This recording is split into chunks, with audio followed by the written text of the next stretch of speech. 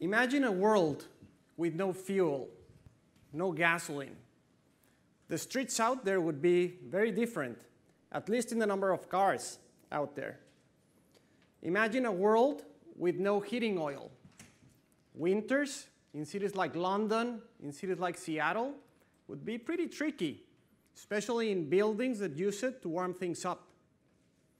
Imagine a world with no plastics. And yes, cell phones, speakers, routers, all contain plastics. The oil industry got it right a few years ago. They said it. The world runs on us. And they were right. But you know what? The world has been changing. Think about it.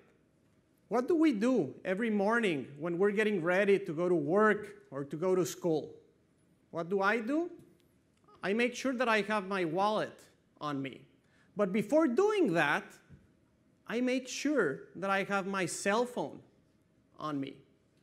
And that's because we need data. We're craving for data. It just makes us way more efficient. And don't get me wrong, the oil industry is still a very important one, but data is the new oil. Hi everyone, my name is David Gorena. I am a principal program manager at Microsoft, part of the Office Intelligence organization. And today, we're going to be talking about data. We're going to be talking about knowledge graphs, and we're going to be talking about artificial intelligence. I'm going to tell you today how all of this is making us way more efficient and how it will continue to be this way, both at home and at work. I'm also going to tell you why and how companies, enterprises that don't get this are going to fail. So let's get started and talk a little bit about the realities of modern work. What has been happening in the last few years? 15 years ago, I used to work for a product at Microsoft called Visual Studio. So I worked with a team of 9 or 10 people in a specific feature for Visual Studio, and we would work together for 1 year, 2 years before we were ready to actually ship something to customers. Fast track that, 15 years, I'm working every week with more than 50 people in more than 5 projects. And the industry numbers, that's exactly what they're telling us. People are working at least with twice as many teams as they were working with before. What does this mean? This means that lots more data is being generated every day.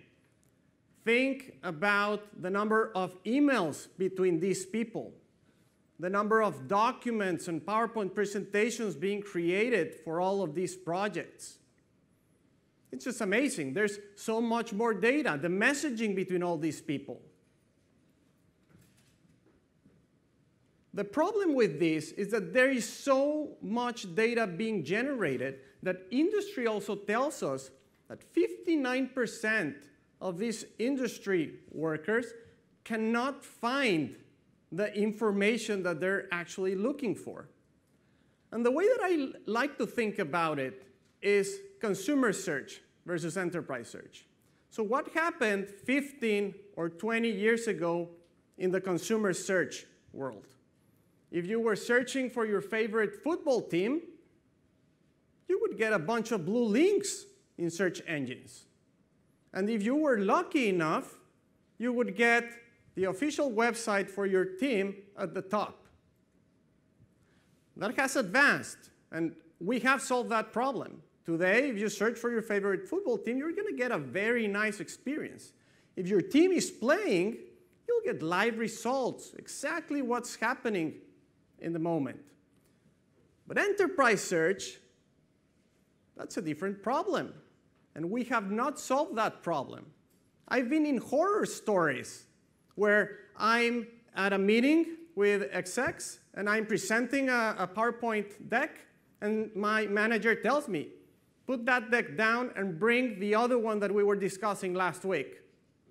My God, finding that deck that we talked about last week is so difficult. And that's just because we have not solved the enterprise search problem. How can we solve it? We can solve it with data, of course, but we need to make sure that we're representing that data in a knowledge graph. And then we have to make sure that we put a layer of intelligence on top of that so that the scenarios make sense. So we're going to be talking a little bit more about knowledge graphs and how we do that at Microsoft. But I want to be very clear, and I want to mention this third aspect, which is very important, especially in the enterprise. We need to make sure that the data and the knowledge graphs are hosted in a safe and compliant environment. If you do a search today, for the last month, the last 2 months on security breaches, you're going to see the names of big corporations showing up. So this is an item that we take very seriously, and we have to make sure that whatever we implement it the right way with the right designs in place. So now I'll ask the question, is knowledge and data enough to make these scenarios work? And I'll answer it as well. No, it's not enough. We need artificial intelligence as well. So let me start by trying to define this. Artificial intelligence, in a very simplistic way, it is technology that is able to perceive, learn, and reason in a way that extends our capabilities and the capabilities of organizations. So let me give you an example. And this is where I like to tell my story, a story that happened a year, maybe a year and a half ago. So I was sleeping in my hometown in Seattle, when suddenly I was woken up in the middle of the night by my home security system. It's the middle of the night, so I'm obviously freaked out. So one of the good things, cool things about my home security system is that it is connected to the internet. So I can take my cell phone, log into the app, and I see that there was something happening downstairs. So there was motion detected in my living room. And I can disarm the security system if I want. Probably not very wise to do, especially if you have other small creatures living with you in the upper floor of the home. So I'll be very honest with you, I'm so freaked out, I'm scared, I go to my closet and I grab my baseball bat. And I start walking slowly downstairs. The good news is that I did not find a human being downstairs. The bad news, though, is that that day I found out that my home security system is not intelligent. What had happened is that my security system was not able to differentiate between a human being and a balloon. A balloon that my daughters had left in the living room the night before. If my home security system had been smart, had been intelligent, it could have been able to perceive the difference between an object and a human being. It would have been able to learn. It learns about my family members. It learns that I go to sleep at night and that the motion during the day is probably less important than the motion during the night. It's also able to reason differences, human beings, objects, animals, or whatnot. So that's the example of artificial intelligence that did not work. The next slide, I'm going to show you an example of artificial intelligence that is working today. It's an example of how we use knowledge graphs, data, and artificial intelligence in enterprise products today. So up to 6 months ago, I was still working for the Bing organization at Microsoft. My job was to understand how our knowledge graph, our world knowledge graph, can be infused with intelligence into enterprise products like Excel. Now, word of caution, the video that I'm going to show is a marketing video. I'm part of the engineering team. I don't make good videos. But I say this because the video is trying to sell something, and I'm not trying to do that today. I want us to focus on the technology, which we'll be talking about in a few minutes.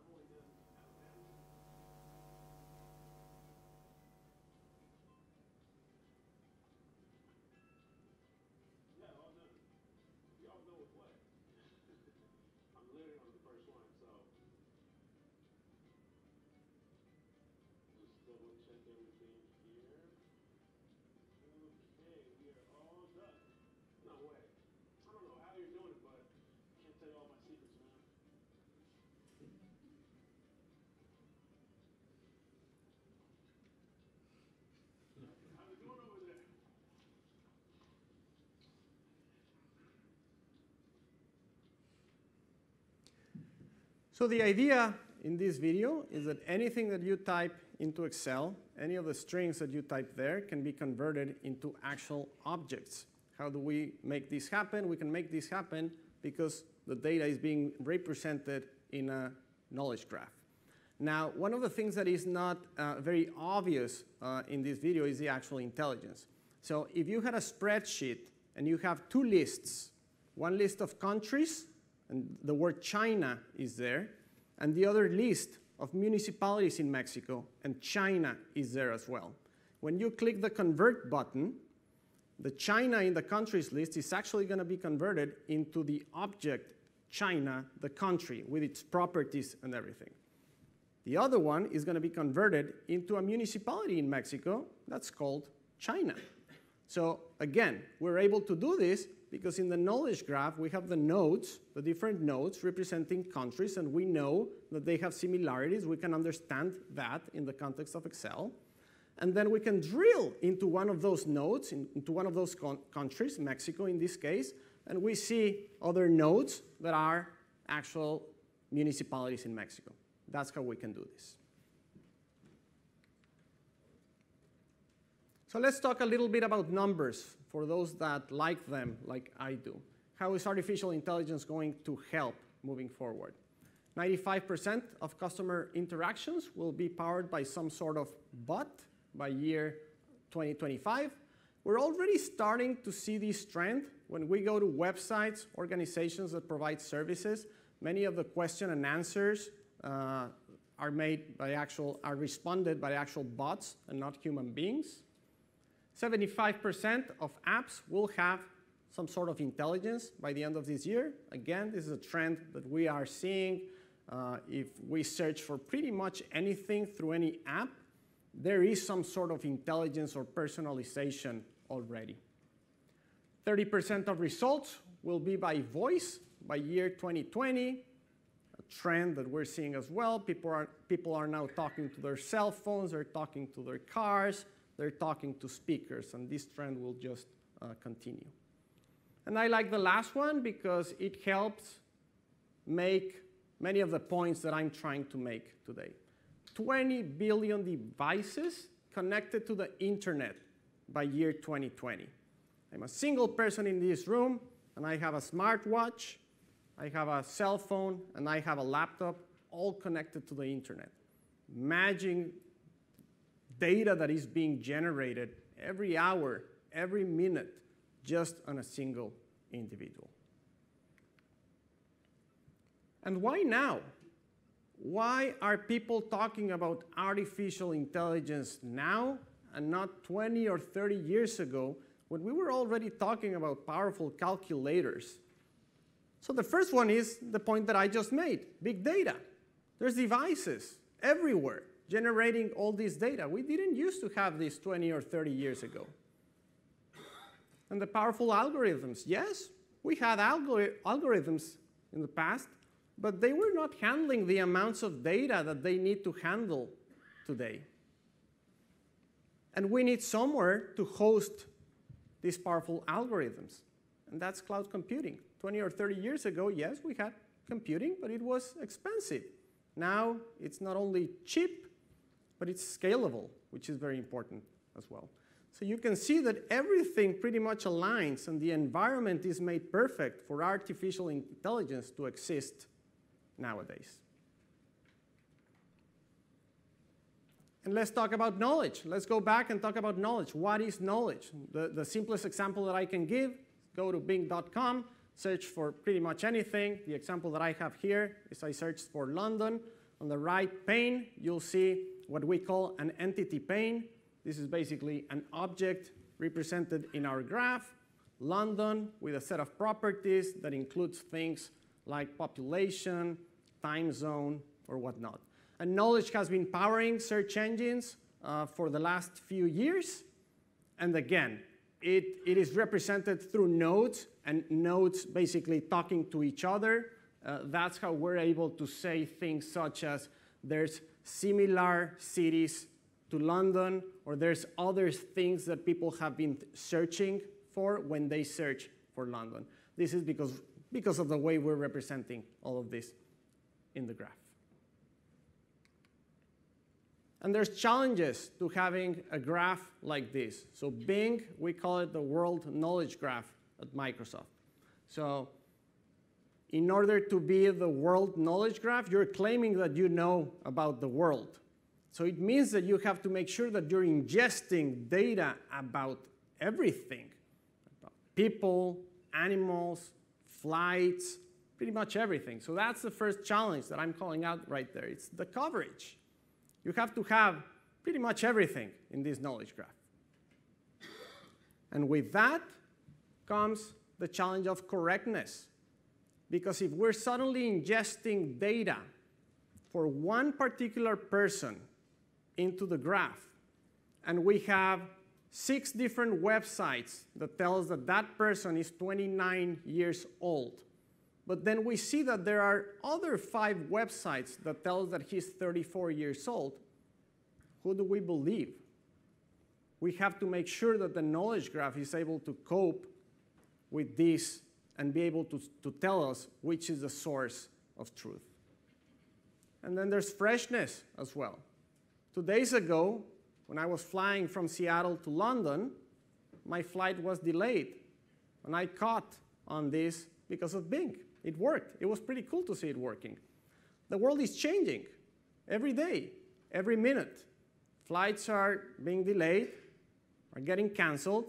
People are being born, and people die.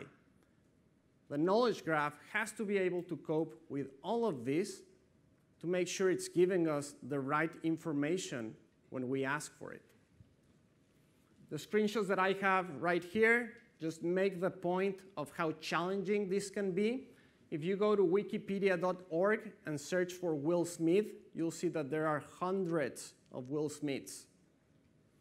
If you go to bing.com and search for a particular Will Smith, one of these hundreds, you'll see a nice entity pane with a bunch of data. This entity pane is actually composed by 41 different websites.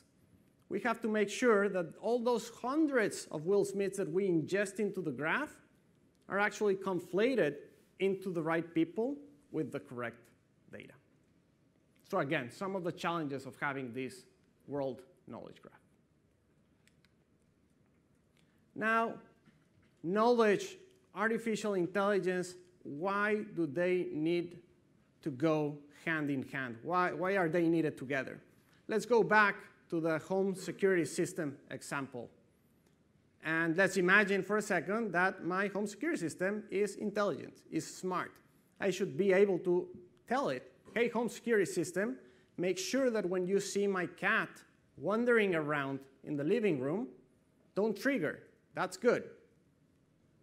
In that case, artificial intelligence is going to be great about translating my voice into text that the powerful algorithms can use. But if the home security system is not able to understand what a cat is and the difference between my cat and all of the other cats out there, then the scenario just doesn't make sense.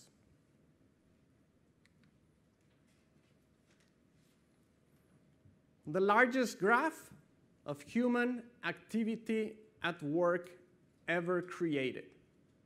It took me a few minutes, but I finally got to the slide that I wanted to get to.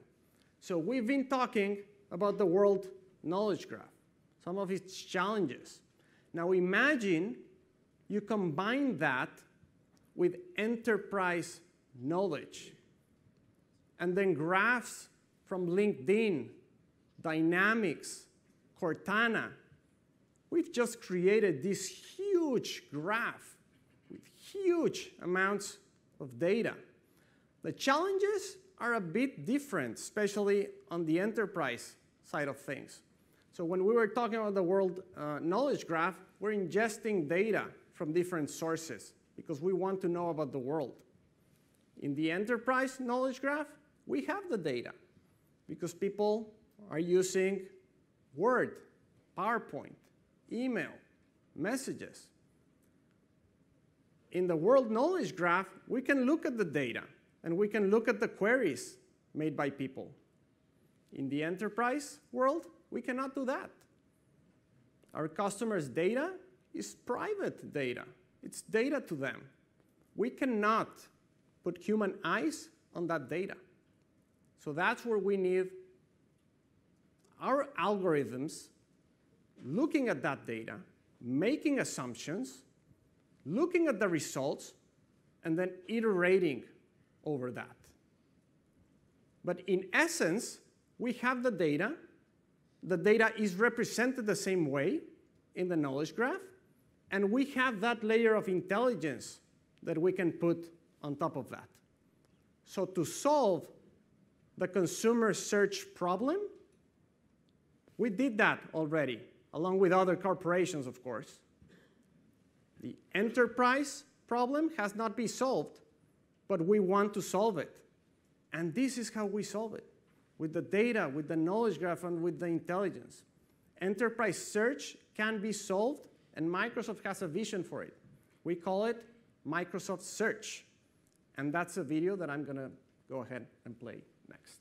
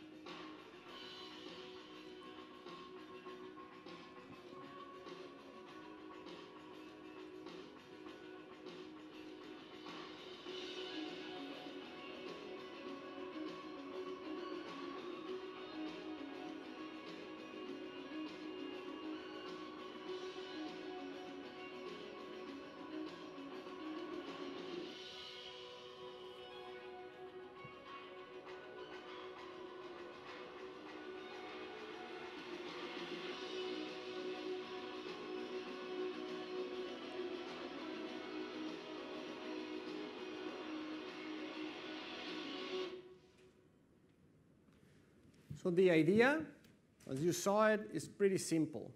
If I'm searching for anything in the enterprise, just give me the answer, just like we do today in the consumer search. We have so many nice experiences, so many nice answers that just pop up when we ask. We want to be able to do exactly the same in the enterprise world. And, of course, we want to make this experience consistent. Anywhere in the Microsoft products where you're searching, the experience is the same. If you're in Word, if you're in Excel, if you're in PowerPoint, you can ask whatever question, you get your answer. If I'm in that meeting that we were talking about, and I ask, I want to see that deck that I was sharing with Tom, my manager, I just get the right deck in front of me.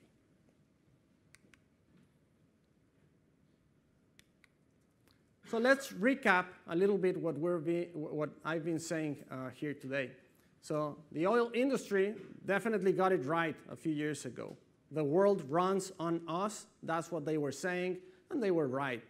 But the world has been changing. Data is the new oil. What industry is telling us is that this data that is being generated every day is just increasing. It's expanding exponentially.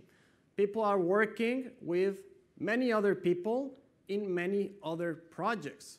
And most of these people cannot find the data that they want to find today. What is the solution to this?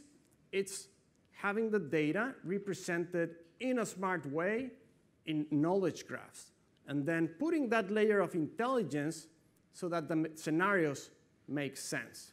So the call of action to everyone here today is make sure that your enterprises, your organizations have a solution that makes sense. It is pretty clear, the numbers tell us that some organizations are not going to get there.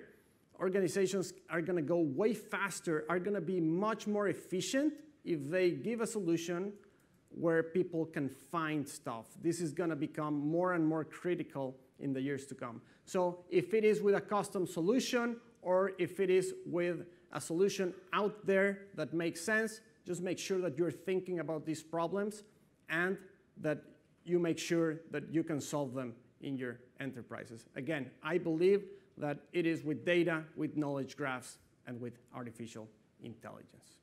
It's been a pleasure being with all of you here today.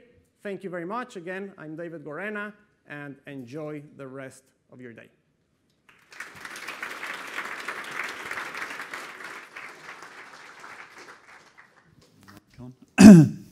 Big thank you to David. Really fantastic presentation. We've got time for questions. One back here. Hello, I'm Atanas Kyriakou from On2Text. Thank you for the wonderful presentation. My question is, when you get this working within enterprises, are you trying to customize the knowledge graph that is used for indexing and search within the specific enterprise? Like, are you trying to pick up specific employees, make notes for them, disambiguate John Smith in one division from John Smith in another division? What it takes to do these customizations. Because the other thing is one big graph for all. We know how it works. Making a specific one for each enterprise is quite a challenge, right? Thank you for your question. That's actually a great question. So yes, we have in mind and we want to make sure that our solutions are multi-tenant, that it works not only within Microsoft. We have to start somewhere, of course. So our playground is obviously our big corporation. That's where we start doing the mining of all this data that happens in emails, PowerPoint presentations, or whatnot. But our solutions are designed to go to other organizations, to the other tenants as well. And we go in step by step. Many of these solutions, many of the things that you saw today in the video, we're actually going out to corporations, to private corporations, and testing with them and adjusting to make sure that our solutions work not only for Microsoft, but for the world. So yeah, great question. So is there customization for specific enterprise or not? I mean, if in JP Morgan Chase there is like whatever number of employees with whatever names, or considering their clients, are you doing something specific for the specific enterprise or not? There will be customizations for sure.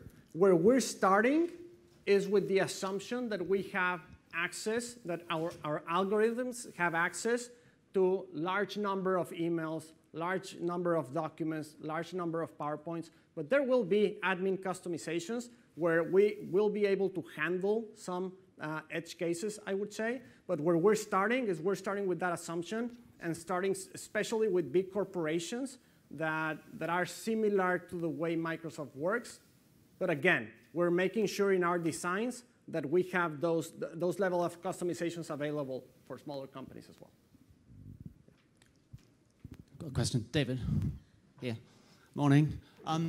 Could you say a little bit about the technology that's behind your knowledge graph? Is this a bespoke Microsoft-only knowledge graph, triple store property graph that you've built entirely? Or are you using anything that probably other people in the room are using to support your knowledge graph? That's a great question, and I wouldn't be the right person to answer that. I'm a program manager. I ask my folks to make it happen, and they make it happen with different technologies. So yeah, we can follow up offline on that one for sure. Can you tell us about maybe public availability of LinkedIn data? Are there any plans to cross-reference it to other databases of people, organizations, GDPR implications, stuff like that? So to clarify that question, are you talking about publicly available APIs that you can use to get LinkedIn data? Or maybe data dumps? Yeah, so again, so I don't work in the LinkedIn organization. I know that there are APIs available to the public. I don't know the details, but we can follow up offline on exact details around that.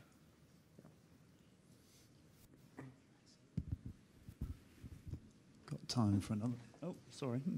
Destroy your bag. Sorry about that.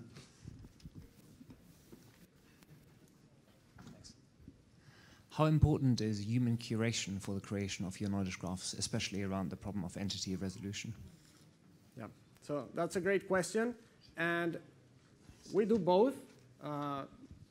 We have a big team doing human curation and making sure that we understand that data. But again, that can be scoped to certain organizations and certain amount of data, because the problem that we have with data itself, and especially with customer data, we can't look at it, period. So yes, we have some of it, but it's mostly for internal data, not for customer data, which is tricky. Great. Couple of questions back here.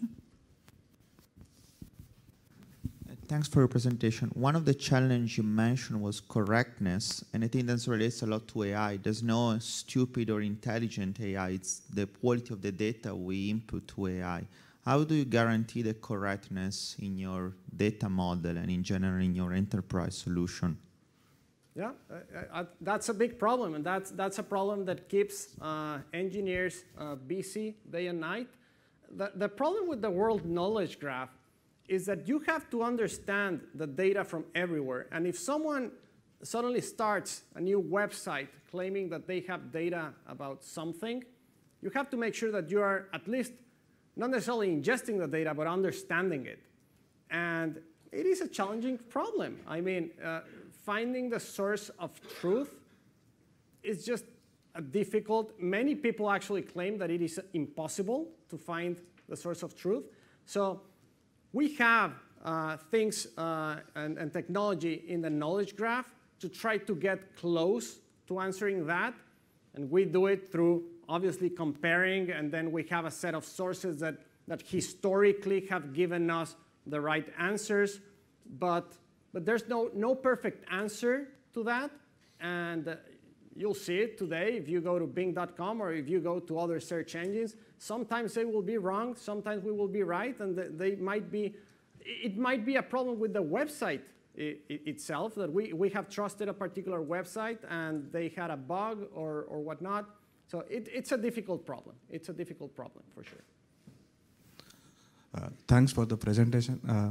You talked about enterprise. Sorry, thank you. So you talked about enterprise and knowledge graph. There are two things. One is unification of graphs or knowledge, and security and authorization, role-based authorization.